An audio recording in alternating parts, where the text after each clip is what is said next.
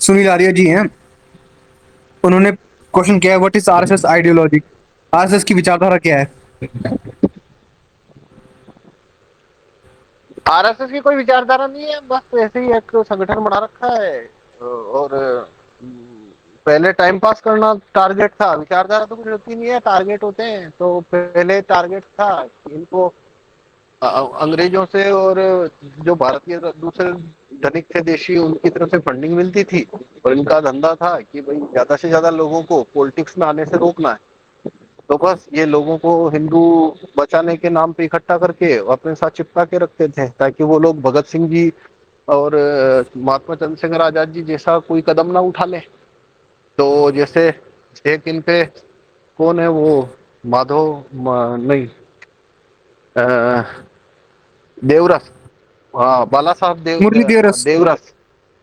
हाँ, तो वो देवरस जो इनके तीसरे सरसंघ संचालक बने, वो भगत सिंह जी की ने जब असेंबली में बम फेंका, तो वो भी अपने 3-4 दोस्तों के साथ इसी तरीके से बम फेंकने का प्रोग्राम बना चुके थे, बम बनाना भी सीख चुके थे, बाला साहब देवरस।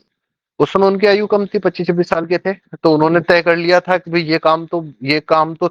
ये तरीका तो काम कर सकता है और हम गोरों को भगा सकते हैं।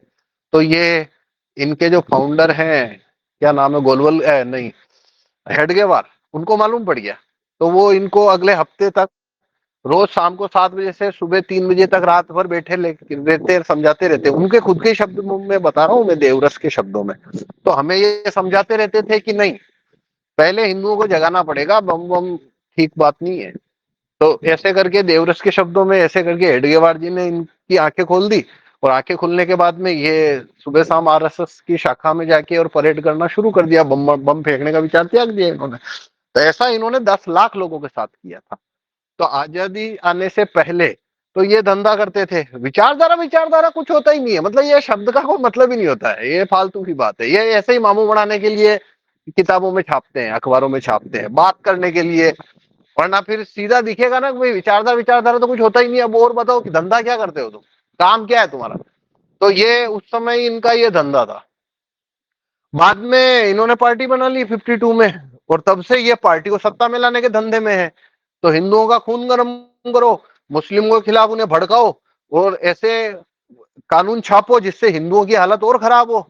जिंदा हिंदू लाख का, मर गया 1.25 लाख का, उससे वोट जुड़ते हैं। तो हिंदुओं का, हिंदू बचाओ, ये टैगलाइन बेच के और वो पार्टी खड़ी करके सत्ता में आने के कारोबार में है ये 1952 से। और सत्ता में आ भी गए। और आने के बाद में भी हिंदू तो डिक्लाइन हो ही रहा है और होता ही रहेगा, वो इनका काम भी नहीं है, इनके कोई लेना देना भी नहीं है।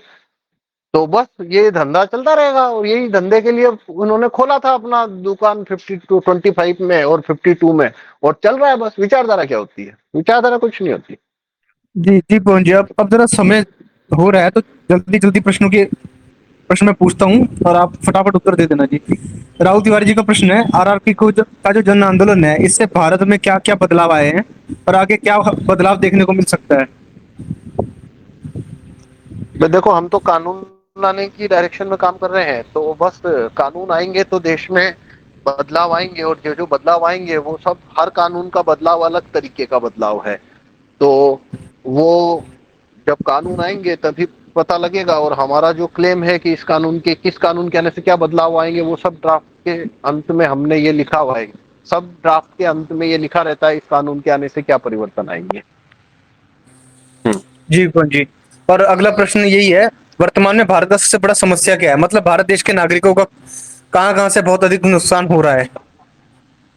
देखो, ये सब्जेक्टिव प्रश्न है। हर कार्यकर्ता को का जवाब इस पे अलग होता है, हर आदमी का अलग होता है। और कभी कभी ऐसा भी होता है पॉलिटिक्स के अंदर, ये रेलिवेंस इसका बदलते रहता है। जैसे मुझसे ही आज पूछोगे तो कुछ और कहूंगा, 2 साल बाद पूछोगे कुछ और कहूंगा, 3 साल पहले पूछोगे, 6 महीने पहले पूछोगे कुछ और कहूंगा। जैसे एक ईवीएम ब्लैक ग्लास का जो डेमो दिखाना है वो सबसे इम्पोर्टेंट है। लेकिन जब ये अभी वार शुरू हुआ था चाइना का, जब भारत और पाकिस्तान के बीच में जो वो सीमा के ऊपर वो स्ट्राइक शुरू हो गई, तो उस समय ईवीएम ब्लैक ग्लास का मुद्दा इम्पोर्टेंट नहीं रह गया। वो दूसरे नंबर पे चला गया। पहले नंबर पे आ गया था वेपनाइजेशन ऑफ कॉमन, कुर्गी की तरह हर एक नागरिक को बंदूक रखने का अधिकार देना। तो हम उस समय उसके ऊपर काम करना शुरू कर दिए थे। तो ऐसे ही सरकारी जमीन किराया बंटवारा, अब जैसे कोई आदमी अहमदाबाद में रहता है, दिल्ली में रहता है, गुड़गांव में रहता है, तो मैंने किसी भी मेट्रो में रहता है, जयपुर में रहता है, बी क्लास सिटी तक में भी रहता है, तो सरकारी जमीन किराया बंटवारा सदाबहार 12 ही महीने के लिए सबसे इंपॉर्टेंट मुद्दा है, सबसे ज्यादा इंपॉर्टेंट, ठीक है ना। लेकिन चुनाव जैसे ही आते हैं तो अचानक से ईवीएम सबसे ज्यादा इंपॉर्टेंट बन जाता है हर हर हर जगह पर।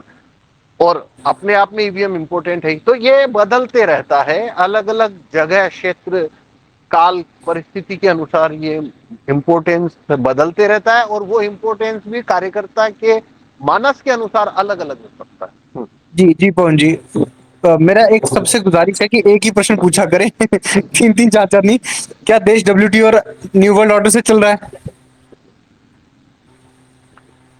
अब ये देश तो कानून से चलता है, प्रधानमंत्री जो कानून छापता है, गैजेट में जो चीज आती है, देश उससे चलता है। डब्ल्यूटीओ से देश नहीं चलता कभी।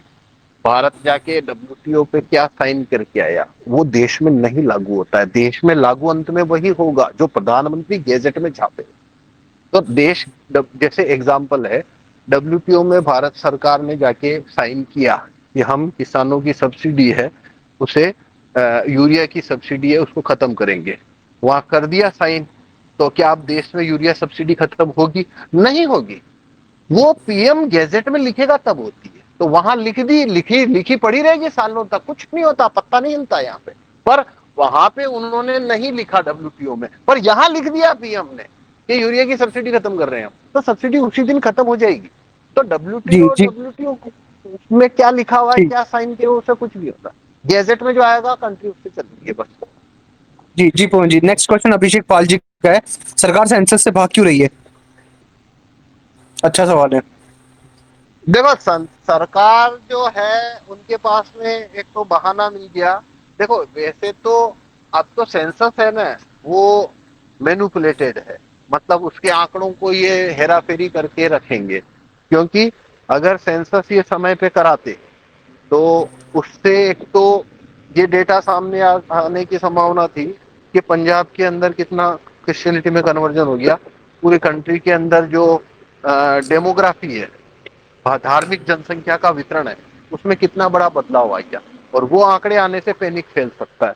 इसलिए इन्होंने सेंसस को टाला, और उसके लिए अच्छा बहाना भी था इनके पास में, कोविड और ये सब, कोविड तो क्या, लॉकडाउन और ये सब की वजह से उन्होंने ये बहाना बना लिया।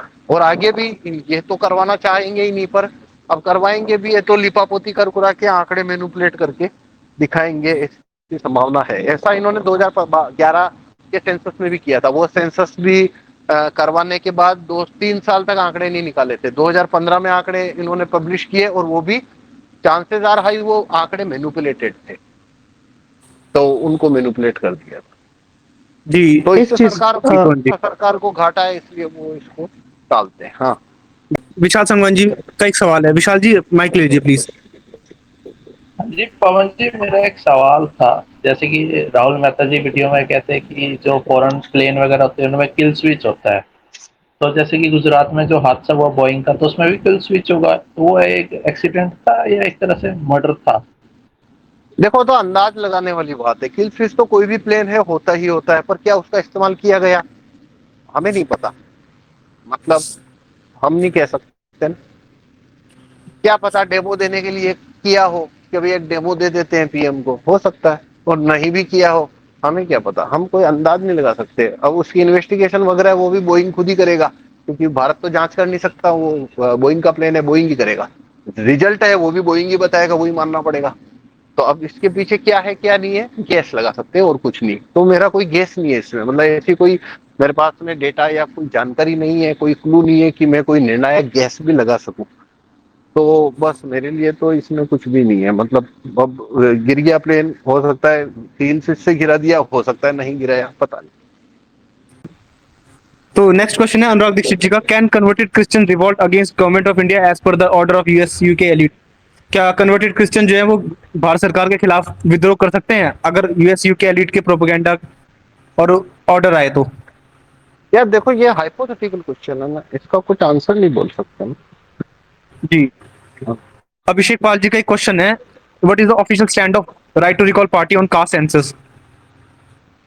देखो राइट टू रिकॉल पार्टी का कोई ऑफिशियल स्टैंड होता ही नहीं है, और किसी को ये पावर भी नहीं दी है हमने कि वो आके और ऑफिशियल स्टैंड बता सके, प्रेसिडेंट को भी नहीं है। प्रेसिडेंट कल आके कहे राइट टू रिकॉल पार्टी का ऑफिशियल स्टैंड बताने वाला हूं, तो तुमको सुनना भी नहीं है हमको, क्योंकि उनको कोई पावर नहीं दे रखी है हमने ये कि वो ऑफिशियल स्टैंड बताएंगे। पार्टी के पास कानून है, कानून के अलावा कुछ नहीं है, तो बस यही है। अब कास्ट सेंसस पे हमारा कोई स्टैंड होगा, हमारा स्टैंड कानून के रूप में ही आता है। इधर हम बोल देंगे कि हाँ भाई ये कास्ट सेंसस है, इसको करना चाहिए, तो ये हमारा कानून है और इस तरीके से होना चाहिए, और नहीं हमारा कुछ नहीं है तो और कोई स्टैंड होता भी नहीं है। पॉलिटिक्स में कानूनी स्टैंड होता है, बाकी स्टैंड तो भाषण है, उसका क्या करेंगे? तो वो तो पार्टी का स्टैंड नहीं होता है, वो एज ए एक्टिविस्ट हो सकता है। तो राहुल भाई को आप पूछो या मुझको पूछो या किशन जी को पूछो या आदित्य जी को पूछो या किसी भी व्यक्ति को पूछ रहे हो, तो उसका हमेशा पर्सनल स्टैंड ही माना जाएगा, पार्टी का स्टैंड नहीं है वो।